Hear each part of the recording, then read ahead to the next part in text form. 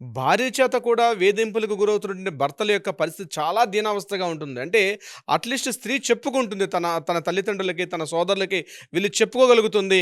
అదేవిధంగా చట్టాలు కూడా ఆమెకు సపోర్ట్‌గా ఉంటాయి. కానీ భర్తలకు కూడా చట్టాలున్నాయి. భర్త కూడా భార్య వేధింపులకు గురయ్యి ఇటీవల మనం చాలా కేసుల్లో చూసాం. వరకట్న వేధింపులు కావచ్చు, లేకపోతే డివోర్స్ కేసులు, మెయింటెనెన్స్ కేసులు అని చెప్పి భర్తల యొక్క అంతు చూసేటటువంటి భార్యామణులు కూడా చాలామందున్నారు. సో, భర్తలకు కూడా సపోర్టింగ్ కొన్ని చట్టాలున్నాయి. రీసెంట్‌గా మనకి బెంగుళూరు వ్యసనవల్లి దగ్గర ఒక కేసు నమోదైంది రీసెంట్‌గా. అంటే ఏంటంటే, ఆ శ్రీకాంత్ అనేటువంటి భర్త ఏం చేశాడంటే, భార్య మీద కేసు పెట్టాడాయన. ఏమని కేసు పెట్టాడంటే, "నా భార్య చాలా అసహ్యంగా బిహేవ్ చేస్తుంది నాతోటి.